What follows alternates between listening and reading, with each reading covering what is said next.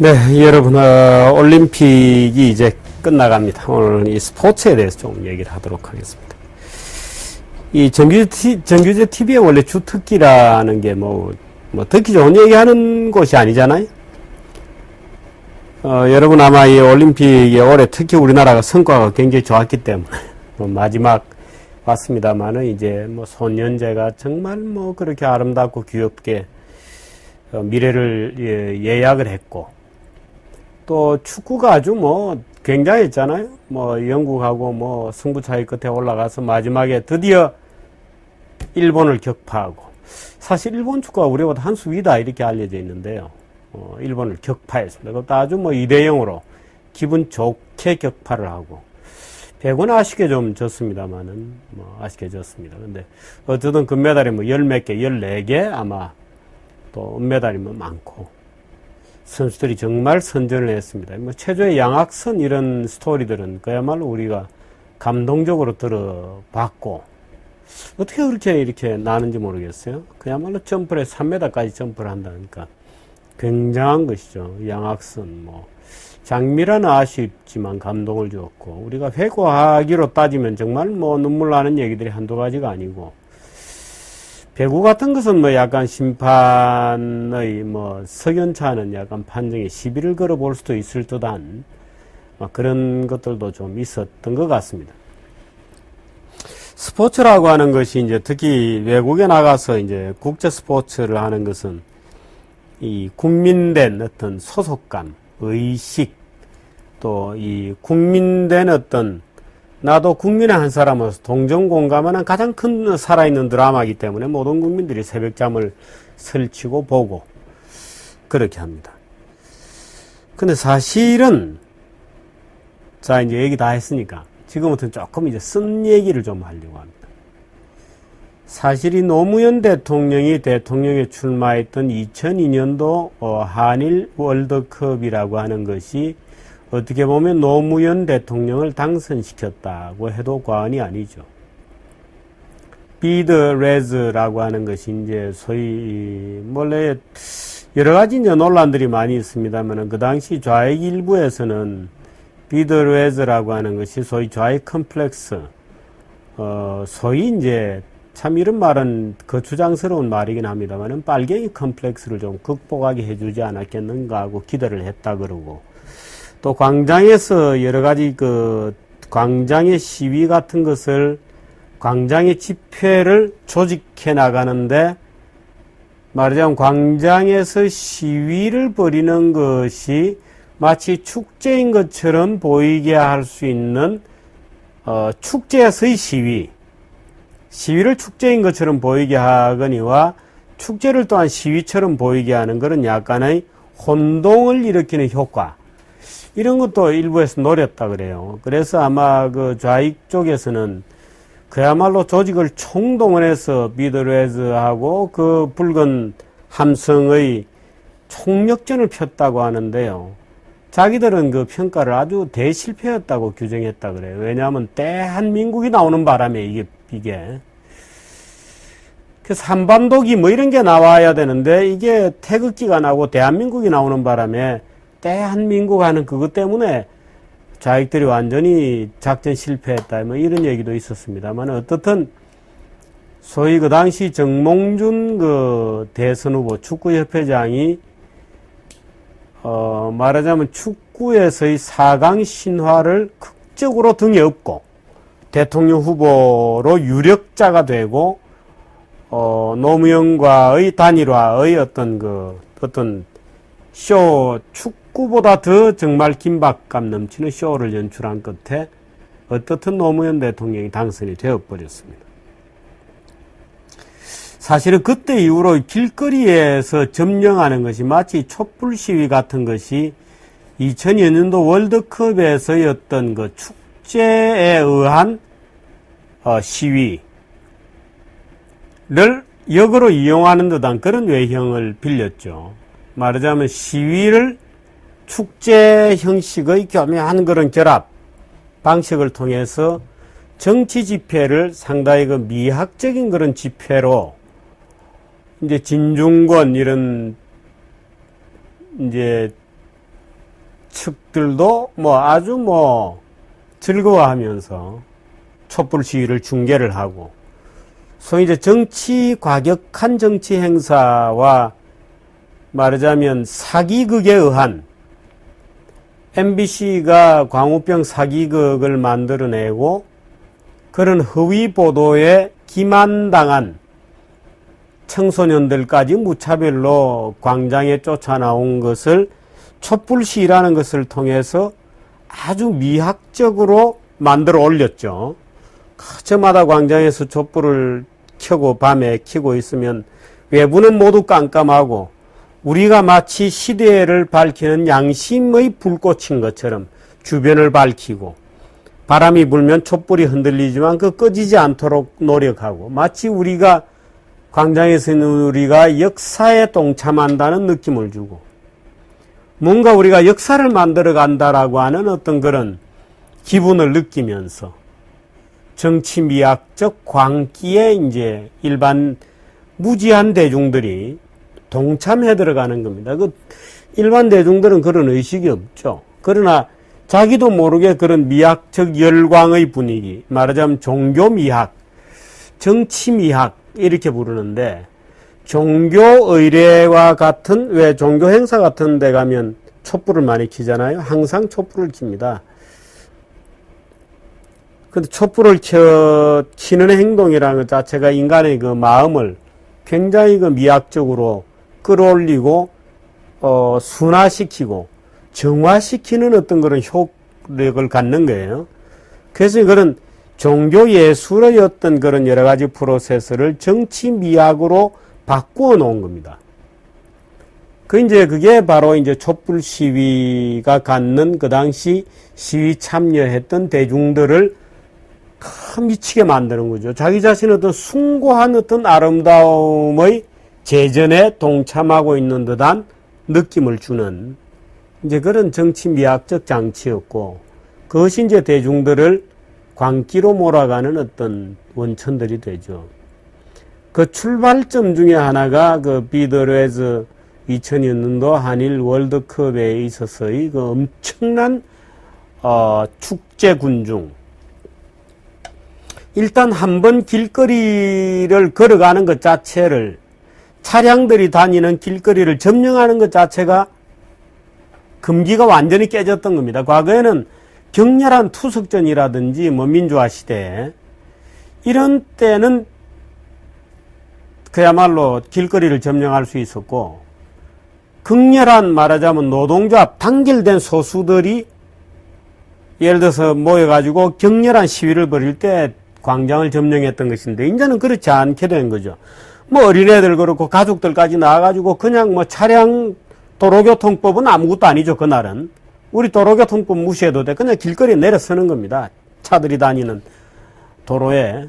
그래서 뭐 대한민국을 외치고 해서 이제 그 금기가 완전히 무너지게 된 것이 그 이후에 촛불 시위 때의 뭐 길거리에 나가서 길거리 점령하는 정도는 아무도 아니게 된 그런 그 어떤 광기의 어떤 금기를 무너뜨리는 계기도 됐죠. 최근에 그 일본하고 그 월드컵 축구하면서도 비슷한 현상이 나타났고, 또 이 월드컵 과정에서 이 국민들이 고양되는 어떤 이 한국에 대한 어떤 자부심은 좋은데, 그 자부심을 넘어서 혹은 과도한 어떤 귀속의식, 과도한 민족주의적 열정이 혹시 불지펴지지 않겠는가. 일제 때 이제 그 송기정 선수의 그 일장기 말소 사건은 뭐 유명한 그 당시 동아일보의, 사실은 언론은 그래서는 안 되죠. 그러나 워낙 이제 기존의 체제가 정당성을 못 갖고 있던 시절이기 때문에 그런 항거방법에 대해서 우리가 오히려 지금은 상찬하고 합니다. 그러나 정상적인 경우라면 그건 뭐 조작이죠. 이미지 조작에 지나지 않은 것이고. 그러나 어떻든 이 올림픽이라고 하는 스포츠에 대해서는 우리가 여러 가지로 생각할 거리가 많습니다. 사실 그 며칠 전에 한일 축구를 할 때도 그야말로 길거리에서 고함 지르고 아파트에서 고함 지르는 소리 때문에 잠을 깨고 그랬던 주민들도 굉장히 많습니다. 그래서 잠을 깨고 뭐 틀어보니까 이겼다는 것이니까 그나마 불쾌한 일은 아니었지만 타인이 고요한 휴식을 취하는 시간에 자기도 모르게 발을 굴리고 아파트에서 고함을 지르고 그 고함이 퍼져나가고 또는 길거리에서 뭐 서울역 시청학 광장이다 뭐 강남역 광장이다 그 젊은이들이 모여서 타는 바람에 그 주변에 잠도 못 자고 그 개인이 이제 이 사회생활이라는 것하고 개인의 생활은 엄밀하게 구분되어야 되죠. 근데 그 이제 혼동되고 우리들이 축구 응원하는데 우리들 다수가 응원하면 소수는 야, 잠 못 자도 돼라고 할 권리가 없는 것이 그것의 출발점이 민주주의고 또는 근대 시민사회거든요. 모두가 예를 들어서 다수가 한다고 그게 정당화된다 이러면 그건 독재죠. 그리 독재를 일컬어서 대중독재라고 하는 겁니다. 야, 우리 관심은 우리 10명 중에 8명, 우리 국민 10명인데 그 중에서 8명 오늘 응원해. 그러니까 우리가 다수니까 마음대로 해도 돼. 이건 아니죠. 나머지 1명이 되었건 2명이 되었건 오늘 저녁에 휴식이 필요한 사람들이 있을 때는 거기에 대한 예의를 지켜주고 그게 진정한 공동체의식인데 이 퇴행적 공동체의식으로 가면 다수의 힘으로 밀어붙이는 그런 양상들이 나타나게 되죠. 우리가 다수니까 괜찮아. 우리가 오늘 저녁엔 다 떠들어도 돼. 라고 누가 허가한 사람 아무도 없죠. 이제 그런 것들이 소위 이제 이 민주주의의 소위 대중민주주의적 속성. 그러니까 잘 등돈된 질서정연한 그런 간접민주주의라든지 공화주의적 민주주의라든지 숙고민주주의가 아니고 넘치는 에너지 그 자체인 열정에 사로잡힌 또는 광기를 동반한 또는 대중들이 거칠게 광장을 점령해서 일어나는 그런 대중민주주의와의 대립 또는 차이 또는 차별 또는 두 길 중에 어떤 한 길에 대한 선택들이 국가 명운을 가를 경우들이 굉장히 많죠. 사실 이번에 이제 금메달을 딴 선수도 많고 또 거기에 이제 기업들이 사실은 다 후원을 하고 길러내고 또 상금을 크게 걸고 하는 그런 국가 스포츠적 현상이 나타났었습니다. 국가주의적 스포츠 또는 국가 스포츠라고 하는 것이 썩 좋은 현상은 아니죠. 이 선진국들 중에서 국가 스포츠 하게 하는 나라는 거의 없습니다. 국가 스포츠가 가장 치열하게 꼽히었던 때가 바로 그 송기정 선수가 참여했던 베를린 올림픽이었거든요. 그게 베를린 올림픽이라는 것은 소위 나치즘의 정화로서의 그 올림픽이었습니다. 그래서 큰 콜로세움을 방불하게 하는 소위 베를린 스타디움을 짓고 거기에 전 세계 민족들이 참여하고 그것을 독일 게르만 민족이 주도해서 게르만 민족의 우수성을 또 소위 독일 그 전체주의의 어떤 우수성을 전파하고 잘 숙련된 인체의 아름다운 육체가 정신을 압도하는 그런 어떤 상황 속에서 어떤 현세주의적 철학을 관철시키는 그런 어떤 헬레니즘적 부활을 요구하는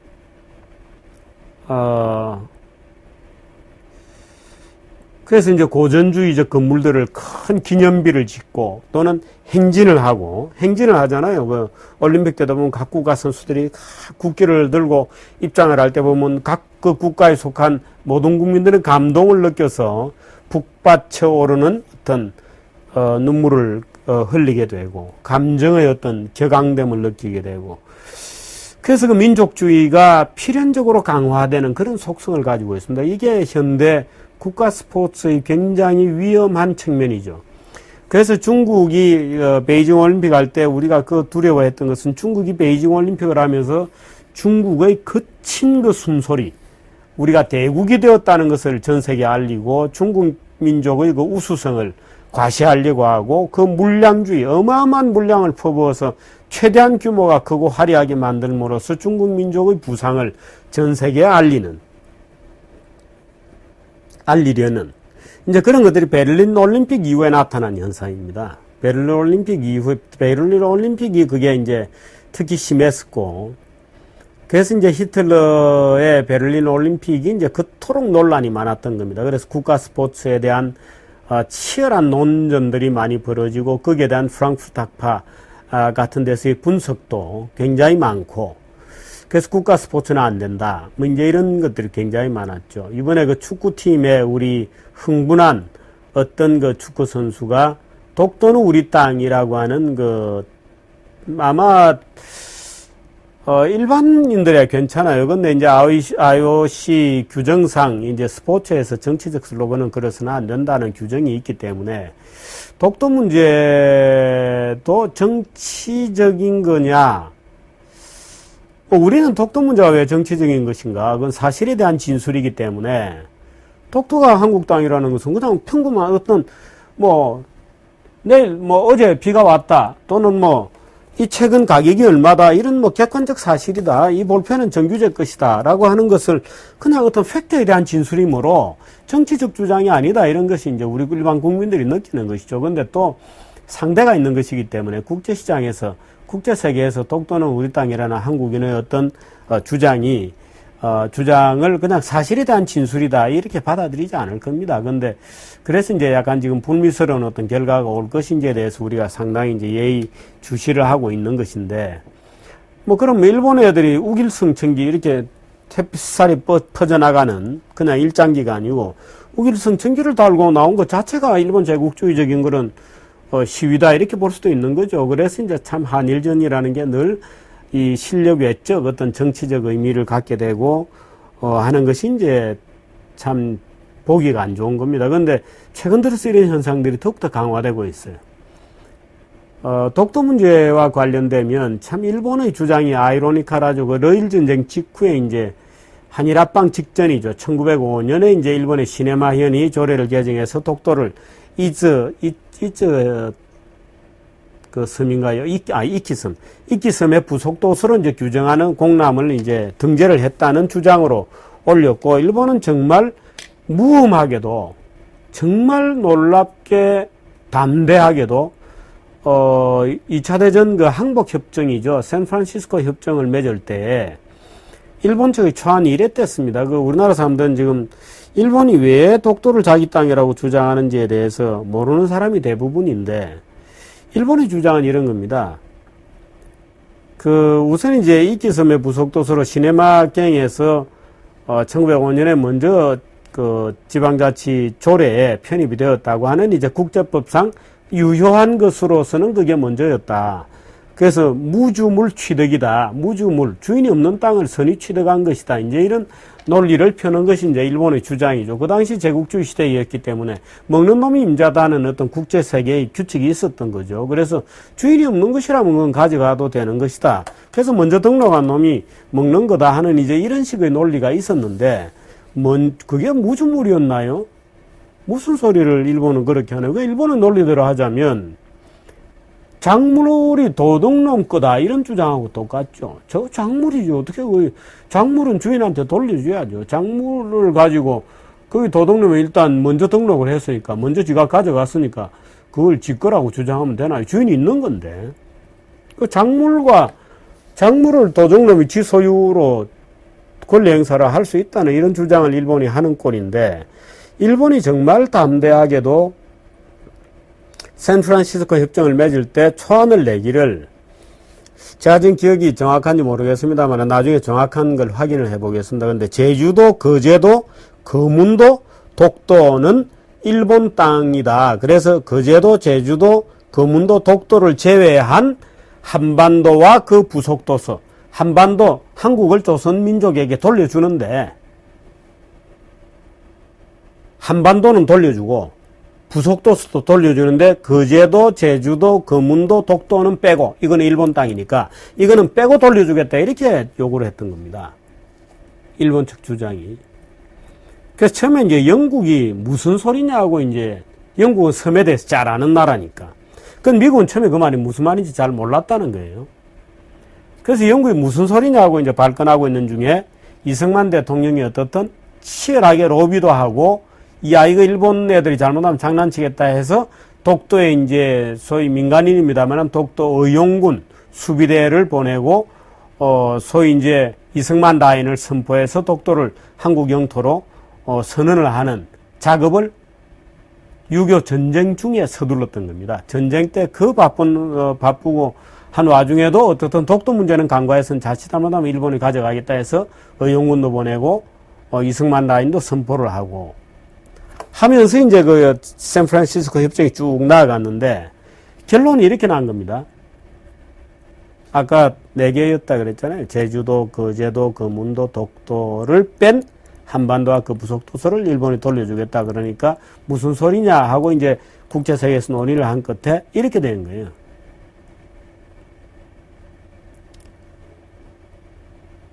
거제도, 제주도, 거문도를 포함한 한반도와 그 부속도서를 일본에 돌려준다 이렇게 된 겁니다. 그러니까 일본 애들 주장은 야 거기에 독도는 빠졌지 않냐. 그러니까 우리가 처음에 요구한 건 4개인데 3개 등 돌려주라 이랬으니까 독도는 일본 땅이지 않나. 이런 주장, 말도 안 되는 주장을, 애들 장난도 아닌 주장을 일본이 하고 있습니다. 그 결국 작물은 도둑놈 것이다 이런 주장을 펴고 있는 거죠. 그 이제 이명박 대통령이 이제 주말에 독도를 갔다 오고 또 한국 축구 선수가 이 독도 뭐 하게 되는 여러 가지 이제 양국 간의 감정의 격앙의 어떤 과정이 있었는데 일본 언론들 반응이 재밌어요.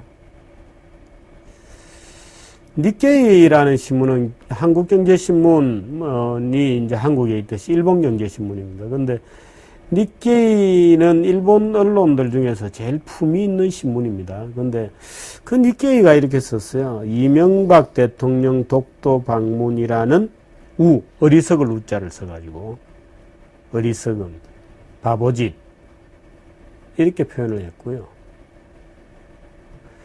요미우리하고 산케이는 이명박 대통령 일본 독도 걔들은 다케시마 방문은 폭거다 이렇게 쓰고 아주 격렬하게 사설로 성토를 했어요.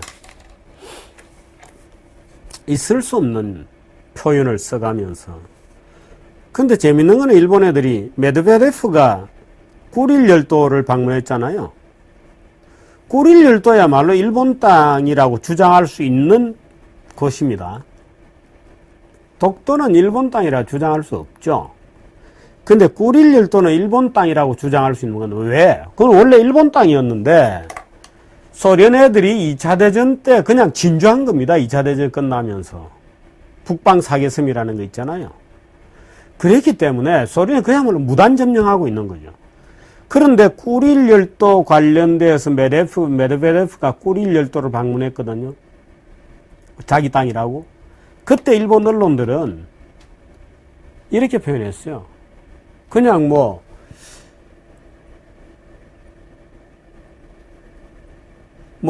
엄중히 대처해야 이제 이런 정도의 사설이었는데 이명박 대통령이 독도 방문에 대해서는 이 엉터리 같은 인간들이 폭거라 그래서 폭거라고.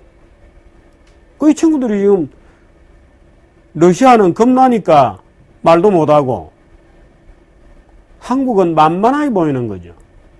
한국 만만하게 보이니까 이명박 대통령 별로 봉화하고 싶은 생각은 없습니다. 근데 폭거라니. 그 일본 친구들이 지금 축구지고 제정신이 아닌 거예요. 네? 제정신이 아닌 거죠.